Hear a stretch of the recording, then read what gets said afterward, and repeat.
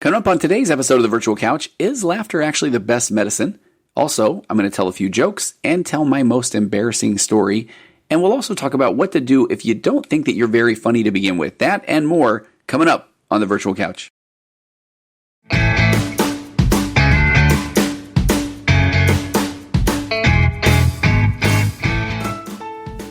Okay, more email feedback before we get to the show. And this one is so good. This one is my favorite. I know we're not supposed to have favorites. Each and every email is very important to me, just like all of my kids. But you're going to like this one a lot. It says, Tony, and I did get permission from the author of this email. Tony, therapy is like a bathroom in the middle of a long run. They already have me right there. I've got plenty of stories about bathrooms in the middle of a long run. But the person goes on to say, just wait to let you know you're making a difference in my life. My wife first introduced me to your podcast a year or so during a rough period of time for both of us.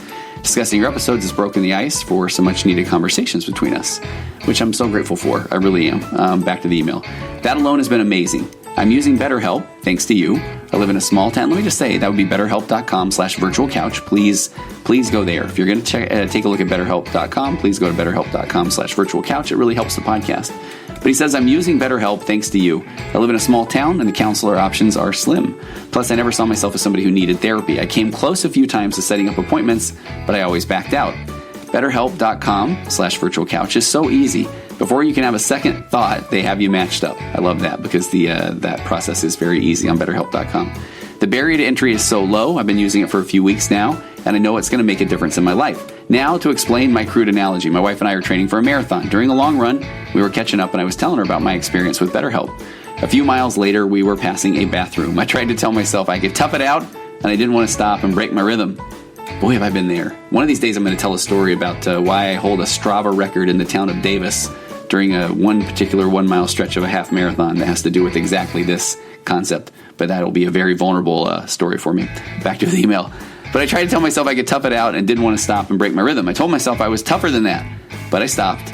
After, I ran faster, felt better, and was glad I stopped. Therapy is the same. I was telling myself I wasn't that guy and that I could tough it and that I could tough it out. Now that I'm going, I feel better, and it's worth the brief pause on life. Keep up the good work. So thank you for that email. Again, these are coming in pretty regularly now, and I'm grateful for that. So please go to betterhelp.com/virtualcouch.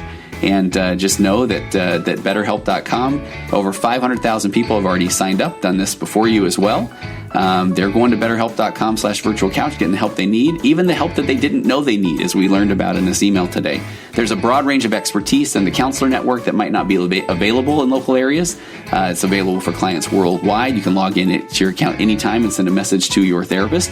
You get timely and thoughtful responses. You can schedule weekly video or phone sessions so you won't have to sit in an uncomfortable waiting room, even though my waiting room is very nice. I will admit that. But some aren't, or you don't want to run into somebody you know. But BetterHelp will assess your needs, match it with your own licensed professional therapist, and you can often start communicating in less than 24 hours. And they also have scholarships.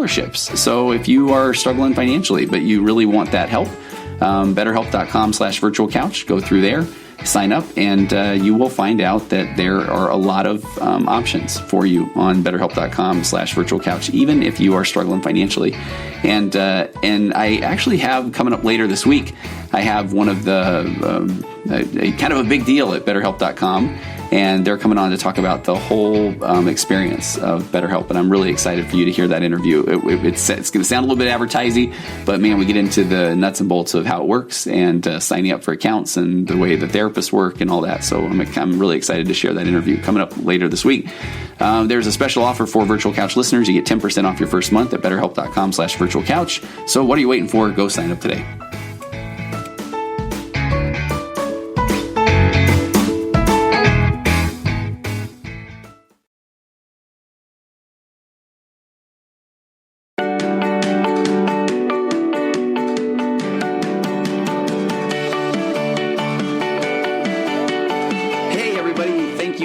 Episode 154 of The Virtual Couch. I'm your host, Tony Overbay. I'm a licensed marriage and family therapist, certified mindful habit coach, writer, speaker, husband, father of four, ultramarathon runner, and creator of The Path Back, an online pornography recovery program that is helping people like you reclaim their lives from the harmful effects of pornography. If you or anyone that you know is struggling to put pornography once and behind them for all, I messed it up again. This is about take 4 or 5. We're going to go with this one. And trust me, you can put it behind you once and for all in a strength-based, hold the shame, become the person you always knew you could be way. Then please head over to pathbackrecovery.com. There you can download a short ebook that describes 5 common mistakes that people make when trying to get rid of pornography once and for all. Again, that is pathbackrecovery.com. We got to go with it. I'm going to be here all day recording intros and keep taking my eye off the ball. I guess I thought I could just do this in my sleep, and I need to focus a little bit more on that intro. So again, pathbackrecovery.com. And please visit Virtual Couch on Instagram. Now you can find the Virtual Couch page on Facebook. And previously I was simply pointing people to Tony Overbay, licensed marriage and family therapist page on Facebook. It is there as well. Go like them both. Why not? And if you have a minute and you have enjoyed any of the Virtual Couch podcast material, please do me a favor and rate, review, and subscribe to the podcast wherever you get your podcast. And if you do that and shoot me an email at contact@tonyoverbay.com, I'll send you out a Virtual Couch sticker or refrigerator magnet. Well, you get to choose, and I really appreciate those reviews. Those really do mean a lot to me. And please head over to tonyoverbay.com and sign up there to find out more about some really exciting news. I mentioned it in the last podcast, my book. So I co-authored a book, and there is a release date. It's looking like early November. And I think last podcast opening was the first I had mentioned anything. And while, again, I will say it over and over, it's not in the same vein as John Grisham or Stephen King. It's not necessarily a book club read or necessarily a page turner. I do think it's going to help a lot of people. The book is called He's a Porn Addict, Now What? An expert and a former addict answer your questions. I will be playing the role of the expert, and former Virtual Couch guest Josh Shea is the former addict. And I'll have a link to Joshua's episode in the show notes. But this is a project, again, I mentioned this last time, I was honored to be a part of. We answer a lot of questions, and they are broken down into chapters, and neither of us know what the other person answered. And it's already getting a lot of great feedback, pre-release feedback, and being completely transparent. I've just been overwhelmed by this whole process. We had planned on submitting the manuscript and getting rejection letters, but we got several offers for this book, and I cannot wait for it to be published. And there's other books that are coming after that, but I'm just really, really excited to have this out there, and I think it is going to be able to help a lot of people. I hope it's going to be able to help people understand this concept of betrayal trauma, what the person who has been betrayed is going through, and Josh is going to give some insight on what the kind of the addict's point of view, but I think it's going to be good for people that are obviously going through some type of betrayal trauma or disclosure, but it's also going to be good for, I believe, therapists, clergy, people who are in positions that do get to counsel and talk with others who might be going through this, and hopefully it'll be a resource that they can hand out to a client or someone that is in their office that is trying to make sense of something such as kind of a disclosure of betrayal.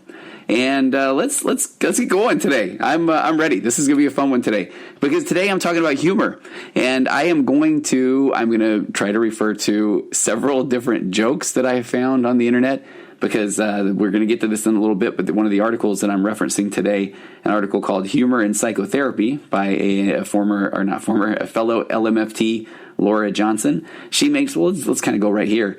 The first line that she talks about in this is, she says, "I enjoy humor even though I've never been much of a joke teller." She said, "I'm included in the 98% of people who say that they can't tell a joke because they don't remember them."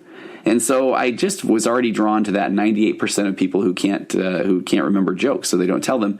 And this article that she wrote refers a lot to, there's an Association for Applied and Therapeutic Humor, and it is AATH.org.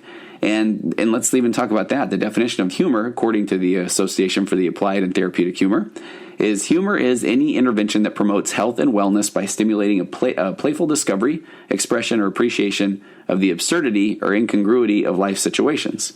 And so there are researchers, there are Golden and Borden leaders in the counseling field indicate that they typically plan to use humor going into a therapy session as well as use it spontaneously. And I am one who very much believes in bringing humor into therapy. So with that said, I wanted to kind of intersperse. Let's go to this. Let's think about this concept of jokes. Are you one who remembers jokes?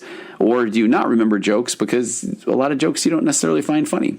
So I did a little bit of digging, and I wanted to, again, insert some jokes within the podcast today. And I thought, I'm going to show how bad just jokes are, and that they really are just these kind of groaner material. But I got to be honest, I just did a Google search for, I think it was funniest jokes or that sort of thing.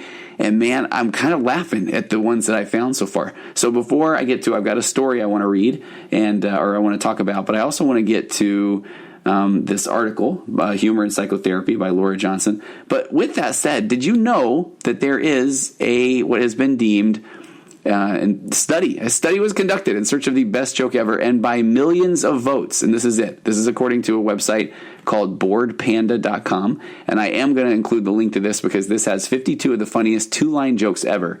But this one says, before we even get to those 52 of the funniest two-line jokes ever, this is the joke. I should have done this at the end, right? Should have buried this at the end. But here is the joke that was deemed, after this study, by millions of votes. This is it.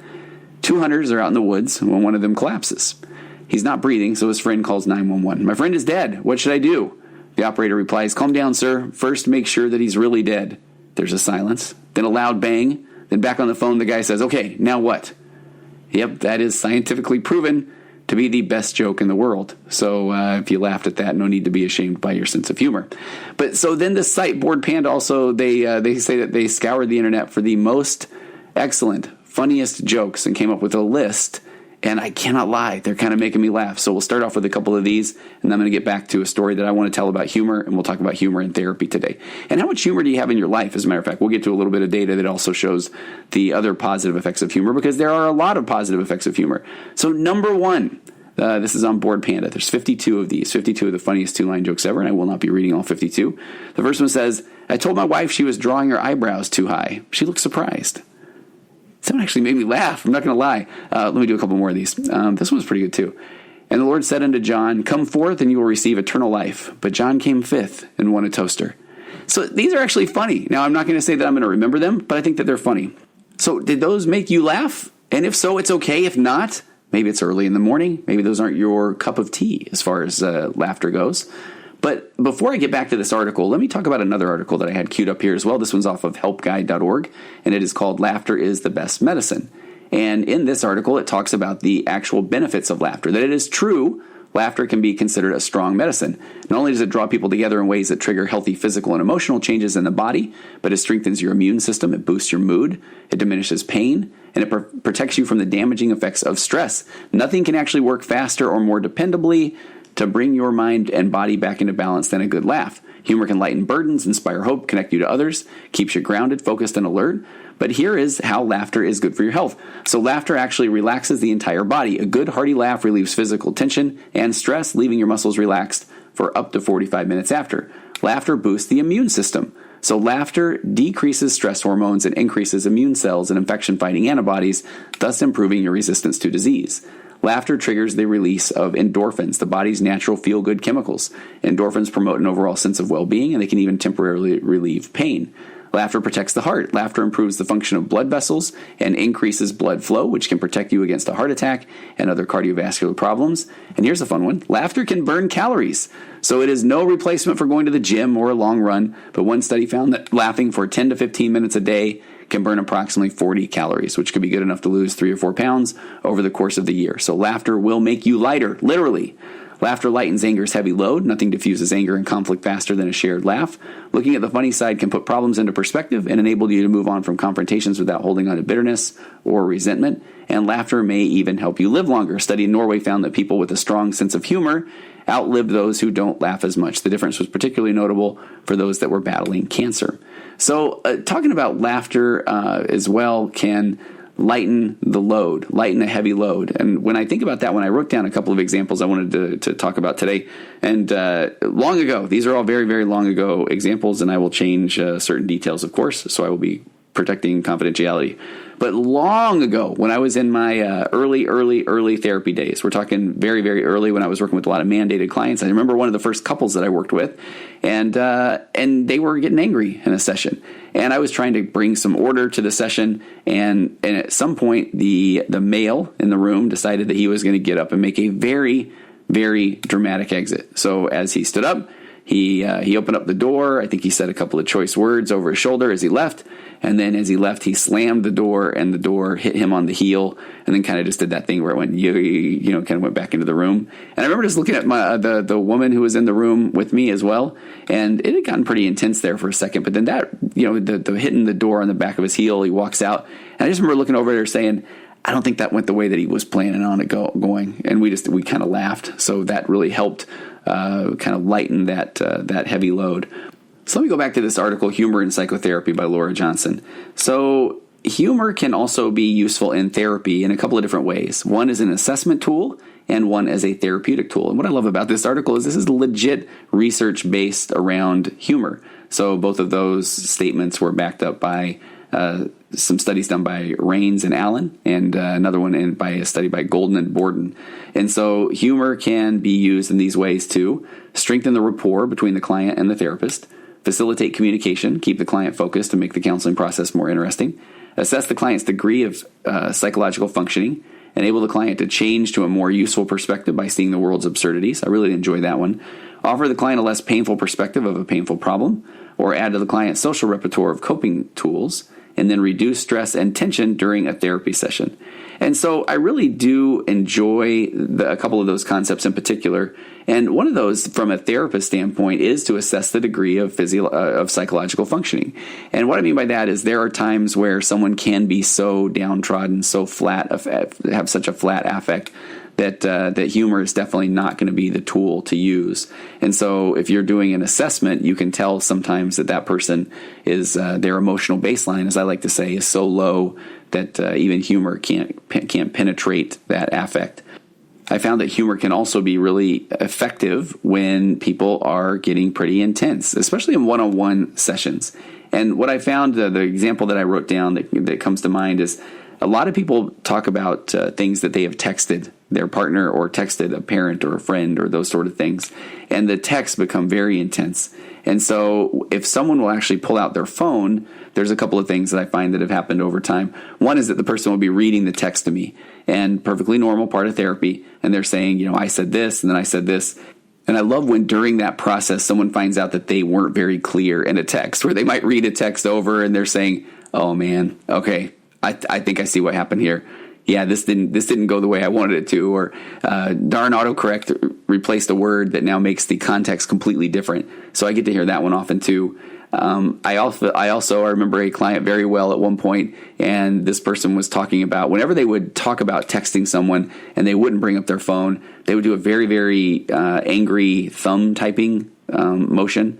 And so at one point there was this thing where they realized, wow, I don't think that I actually aggressively text that bad. I don't think that I'm sitting there just hammering away at the phone with my thumbs that frantically. And that led into, I almost feel like we did a little bit of a comedy bit for about 2 or 3 minutes about other things. And it went to the good old classic when somebody's showing you that they're driving, when they're mimicking that they're driving and they're moving the wheel back and forth. If you were actually in the car with that person, that you get pretty seasick, because I'm sure that you'd just be wobbling all over the road. But I loved in that scenario, the one I'm thinking of in particular, when the person realized that they don't actually angry and aggressively text with their thumbs the way that they were showing. From that day forward, whenever they would talk about texting someone, they would say, and there I was, aggressively thumb texting again. And it brought humor. It was nice. It was very nice. Okay, I think it's time to jump back over to the Bored Panda site and do a couple more of these. Here's another one of these 2-line jokes. I threw a boomerang a few years ago. I now live in constant fear. It's almost worse when I just hear the silence in my headphones. Here's one. My wife accused me of being immature, and I told her to get out of my fort. Okay, that would make me laugh. Okay, you don't need a parachute to go skydiving. You need a parachute to go skydiving twice. These are actually really good. Okay, parallel lines have so much in common, it's a shame that they'll never meet. I feel like that one could be used in a relationship setting. Maybe just a couple more. Someone stole my mood ring. I think you see where this one's going, right? Someone stole my mood ring. I don't know how I feel about that. And my grandfather has the heart of a lion and a lifetime ban at the zoo. Okay. I really didn't let myself read these before, all of them. That one makes me laugh. Those are funny. Humor is a good thing.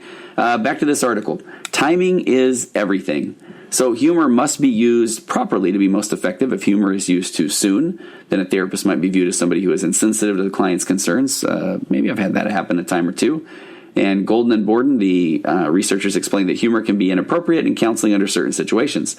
When it is experienced as disrespectful or could offend the client, when it makes a client feel like they're not being taken seriously, when it's used too frequently and becomes boring, when the counselor uses it to avoid dealing with client anxieties, Man, and I felt that one too. If you remember I don't like when, if you listen to all of my podcasts, I promise you I never want to be that guy. But I did an episode with Julie Lee from ICU talking about anxiety. And when she was on my podcast, she got pretty emotional. And it's on the YouTube video of the interview, but she got really emotional, and it was a very touching moment. And I don't even remember what I said and I'm a therapist. I mean, this is what I do every day, but I don't know if it was because I felt like, okay, we're on a podcast, but I think I bailed myself out of that one with humor instead of kind of sat there in that moment. And I've had a lot of good feedback, and she's told me she has as well of that moment in that. And I wish I could go back and do that one over and kind of hold her in that moment a little bit more instead of going to a joke to avoid dealing with the anxieties in that moment. Other times where it may not be appropriate, when a client views it as irrelevant to his or her reasons for being in counseling. And then the last one is when it is inappropriately timed.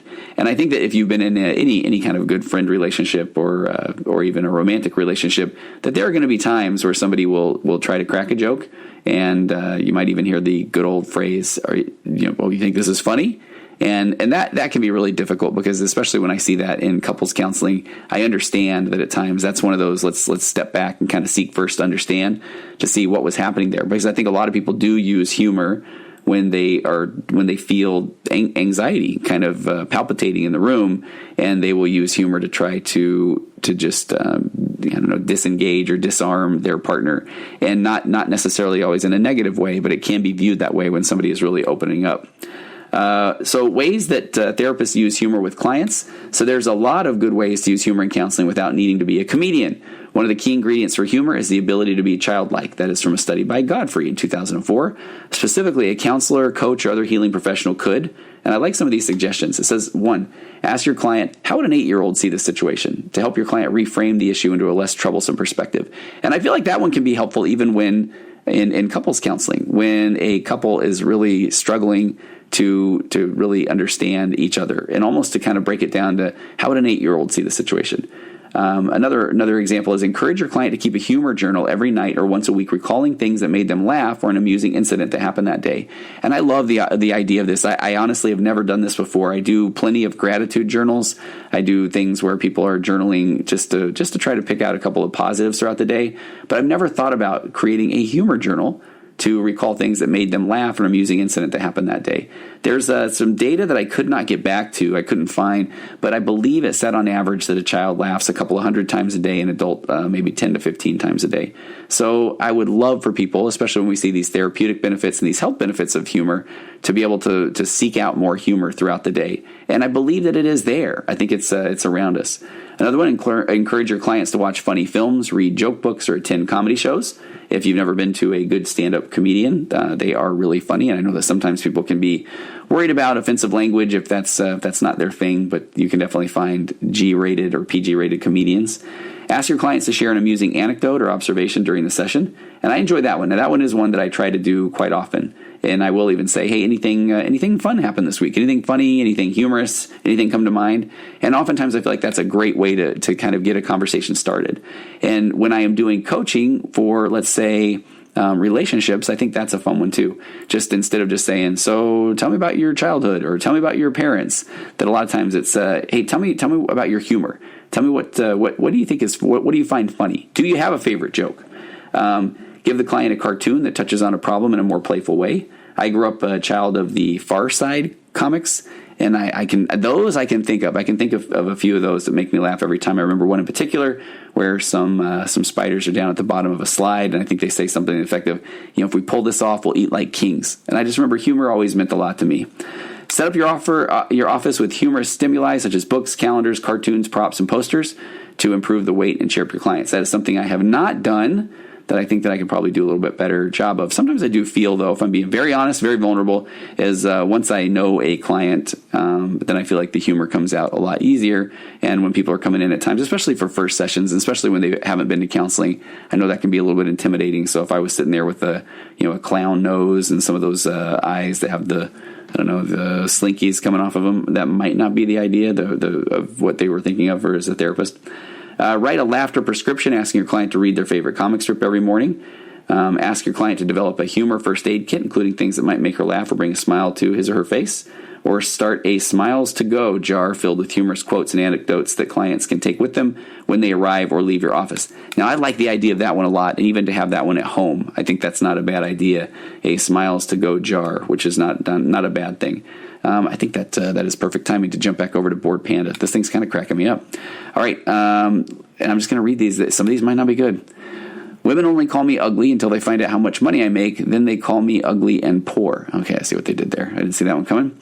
All right, here's another one. You're not completely useless. You can always serve as a bad example. All right, kind of not as humorous, but perhaps a little bit sad. I broke my finger last week. On the other hand, I'm okay. Okay, I like that one. Apparently someone in London gets stabbed every 2 seconds. Poor guy. Okay, I saw that one coming. A Roman legionnaire walks into a bar, holds up 2 fingers, and says, 5 beers, please. That's funny. He's lost his fingers. Someone stole my Microsoft Office, and they're going to pay. You have my word. Okay, Microsoft humor. That was kind of funny. One more. I tried to catch fog yesterday. Missed. Whew. I feel like I need, what's the rim shot? Little drums. That would have been nice there. Okay, developing your own sense of humor. Humor can be powerful medicine, but only if it's a regular part of one's life. So in order to share the lighter side of life with others, it helps if you actively seek out things that make you laugh. And I love this concept from a therapeutic standpoint. A lot of people that I work with say that they wish that they were more humorous or that they could be funnier. They enjoy people that bring a lot of humor into a room, and I feel often that people say that, well, I guess I'm just not funny. And I have to pull the acceptance and commitment therapy card out here. So if a value-based goal of yours is humor, or if a value of yours is humor, then setting a goal based on that value can be very productive. So if you set a goal to become more funny, to be funnier when you are interacting with people, then it's, well, I haven't been very funny growing up. Then that just becomes a story my brain is trying to hook me to. We're not even worried if that story is a true or false story, but is it a productive story on you becoming more humorous or funnier? No, it's not very productive. So then if it's, well, I don't even know where to look, I don't know how to get myself to become funnier, then again, those are just stories my brain is trying to fuse me to. If I can buy into one of those stories that I don't know where to look, then I don't have to do the hard thing, which is to continue to try to be funnier. So one of the things that I have found in therapy, which I think is pretty exciting, is when people are struggling with things such as anxiety or depression, a lot of times they do tend to gravitate towards sadder songs, sad movies. And if that is the way that you want to process, I'm going to be right there with you. Client-centered therapy, supporting your will of self-determination. But where I'm going with this is I've also seen a lot of people talk about if they just start to watch, and I'm telling you, the Office must be magical when it comes to depression or anxiety. But I just met with somebody a couple weeks ago that said they've watched the entire Office series. They said 15 times. I'd heard 8, 9, 10, even up to a dozen before. So this might be the record. And so I think to the outside, someone might say, what a waste of time. But to somebody who is struggling with anxiety or struggling with depression, and they turn to these characters, and I did an episode a while back on parasocial relationships, where you form relationships with characters on TV or in movies, even on things like Instagram, that sort of thing. But you form these parasocial relationships, and so if you take one of those in a positive way, let's say the character's on The Office and you're feeling down, and that is your kind of almost comfort or go-to, and it makes you laugh. We've already identified the health benefits of laughter. Then you can see how that can be a positive thing. That can also, if that is the type of humor you enjoy, the more that you can almost look at yourself as putting time in the lab, so that you are going to, you're almost like working out your own sense of humor. All right, let me go to a couple of other of these Bored Panda jokes. Let me say this one. How does Moses make his coffee? He brews it. Hebrews? Anybody? Didn't even know I left, did you? So a little bit of a heads up there. The Bored Panda article with the jokes that I was referring to does have a few that are not necessarily ones that we would want to read to the kids if they're in the car. Okay, I want to wrap things up today by going back to the helpguide.org article on laughter as the best medicine. And so talking about how laughing together can strengthen relationships. Shared laughter is one of the most effective tools for keeping relationships fresh and exciting. All emotional sharing builds strong and lasting relationship bonds, but sharing laughter also adds joy, vitality, and resilience. So here are a few ways that you can continue to develop whether it's your laughter muscle, your humor muscle, your funny bone. Be more spontaneous. Humor gets you out of your head and away from your troubles. Let go of defensiveness. Laughter helps you forget resentments, judgments, criticism, and doubts. Release inhibitions. Your fear of holding back is pushed aside.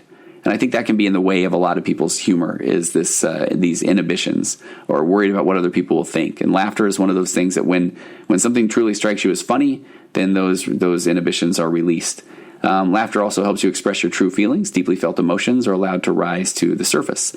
And in this helpguide.org article, they also talk about laughter being a powerful tool for managing conflict and reducing tension when emotions are running high. With romantic partners, friends and family, coworkers, you can learn to use humor to smooth over disagreements, lower everybody's stress level, and communicate in a way that builds up relationships rather than breaking them down. So, how to bring more laughter into your life. Laughter is your birthright. According to this article. I love it. A natural part of life that is innate and inborn. Infants begin smiling during the first few weeks of life, and they laugh out loud within months of being born. Even if you did not grow up in a household where laughter was a common sound, you can learn laughter at any stage of life.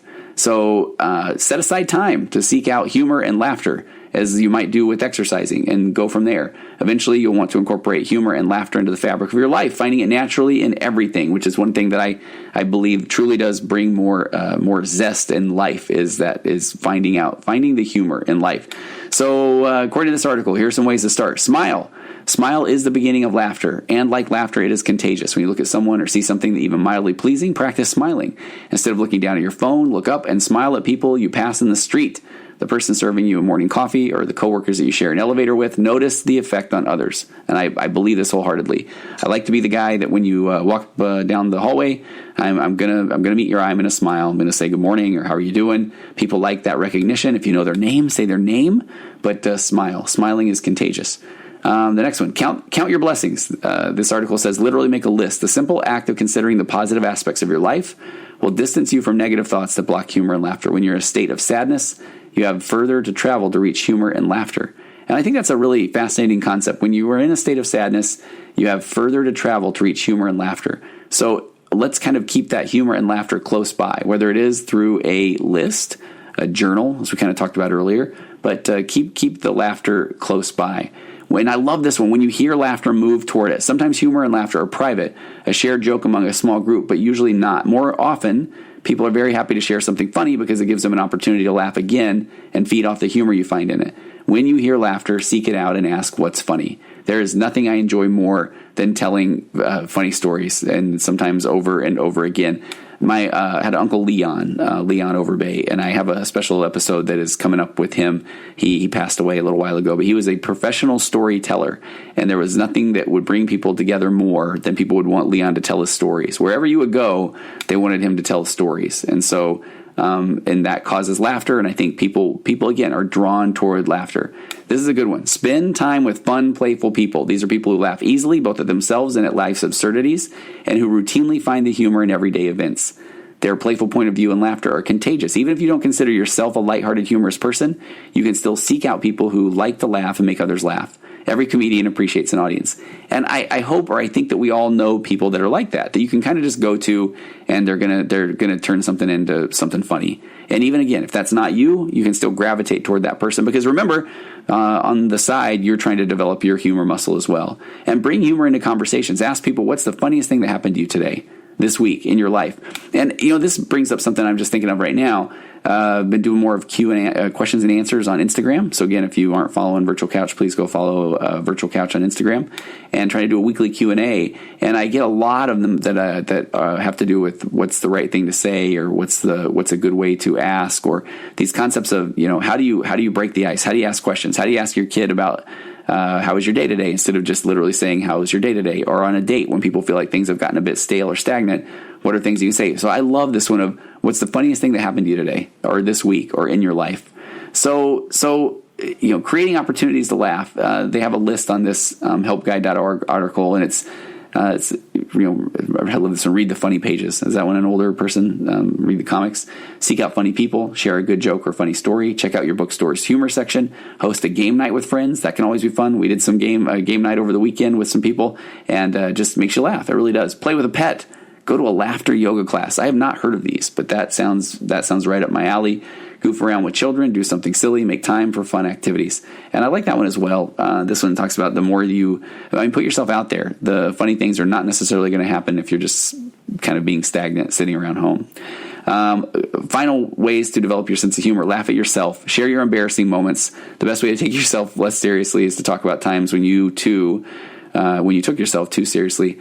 I'm going to end with a story that I've been holding off on for a while, but I briefly mentioned it at one point, and I've received a few emails on it. So I'm going to end with a story that I'm going to be laughing at myself. But surround yourself with reminders to lighten up. Remember funny things that happen. Don't dwell on the negative. Find your inner child. Deal with stress. Don't go a day without laughing. So I really hope that the takeaway today is how important laughter can be. A lot of therapists listen to the Virtual Couch. I'm grateful for that. So I would encourage you, if you don't already use humor in your practice, to think about integrating humor. And in your relationships, people who are just people listening that are married, that are dating, that are in the dating scene, that want a better relationship with their kids, any of those, look at how humor can bring not only joy, but it can also bring some physical benefits as well. And I hope that you can pull away from today's episode some things that you can do to be more humorous and to enjoy life a little bit more through laughter. Now, earlier in this podcast, I said that a way that you can bond, a way that you can find out more about somebody, a way that you can break the ice is to ask what's one of the funniest things that's ever happened to you, maybe what's one of the most embarrassing things that's ever happened to you. So I wanted to end by sharing one of my most embarrassing stories ever, although it is a story of great determination, of will, of grit, of amazing feats of strength and embarrassment. The story has to do, and sometimes I title this with, why am I still in the top 20 of all time in the Sycamore to Covell loop of Strava, the Strava app in the sleepy town of Davis, California. So if you're not familiar with Strava to begin with, Strava is an app that will track your runs. I think you can do bike rides as well. And it's a little bit of a social media aspect so that when you are on Strava, you can share a run and you can see how your friends have done if they've done that same run. And so what that means is there are these different segments within Strava, and people will mark out these segments. So the segment can be anywhere from a couple hundred feet to several miles. And so then people actually then compare segments or how they did on these segments of a course. So this story has to do with the Davis Half Marathon, and in particular, this Sycamore to Covell loop, which was about a half a mile loop that I still to this day sit in 19th place in that segment. But at the time of this story, I actually made it into the top 10. So let me tell the story. Davis Half Marathon. The time was November of 2016. And it was with my then senior in high school daughter and two-time Virtual Couch podcast guest McKinley Overbay and my amazing wife, Wendy. We had decided that we were going to run the Davis Half Marathon, and McKinley had a goal of getting under 2 hours, a sub 2 hour half marathon. So we had trained a great deal. Wendy and McKinley and I had all trained together, and Wendy was, I think, shooting for maybe a 2.5 hour finish that day. So it was raining, and we were cold. It had been really cold, and we were waiting in our car to stay dry. And for a long time, I had been fortunate enough to have a sponsorship by a shoe company, so I didn't have to buy gear. I didn't have to buy my shoes. I didn't have to buy shorts, compression shorts, etc. But that shoe deal had run up. It was an amazing thing, but it had run its course. They were kind of moving more toward legit athletes, not just old men who wanted to run hundreds of miles on the trails. So I had purchased my first set of compression shorts, and I can't tell you how long, and I was a little bit disappointed with how much the compression shorts had cost. That is called foreshadowing, as a matter of fact. So I had these compression shorts.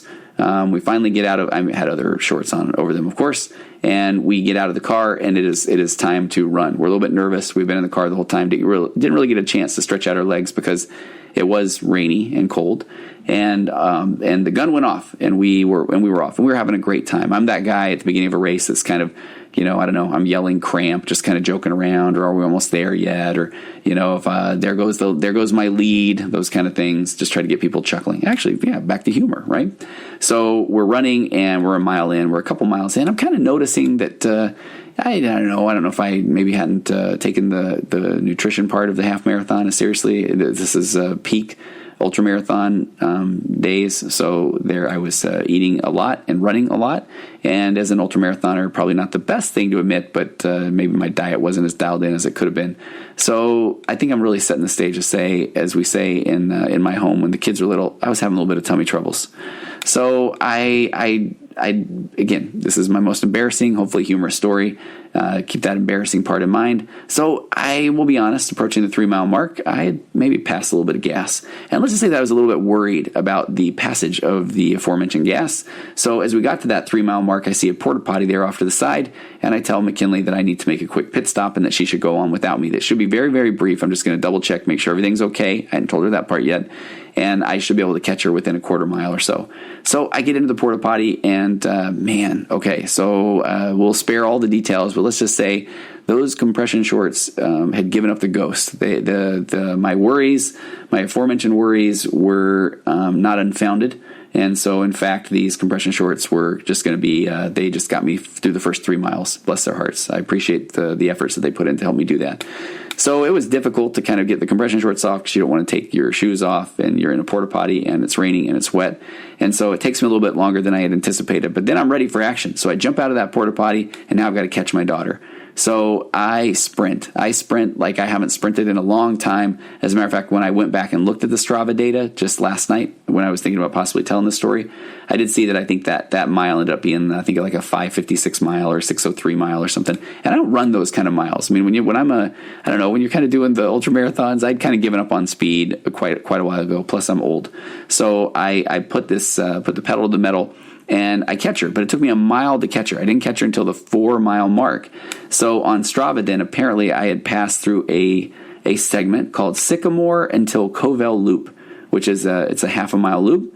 And at that time, when I went back and looked at the data, I was in I believe at the time, top 5 fastest Sycamore to Covell Loop segments ever in the history of Davis.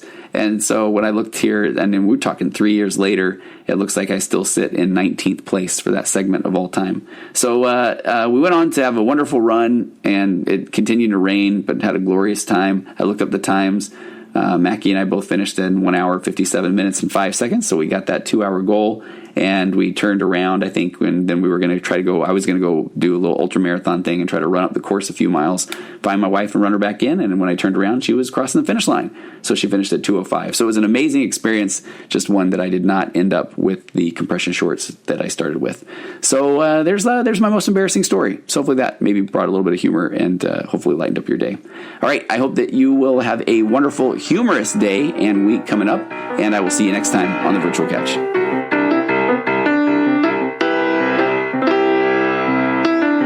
Compressed emotions flying past, our heads and out the other end. The pressures of the daily grind, it's wonderful. Elastic waist and rubber ghost, I'm floating past the midnight hour. They push aside the things that matter most, it's wonderful. I have to wonder, which ghost is mine?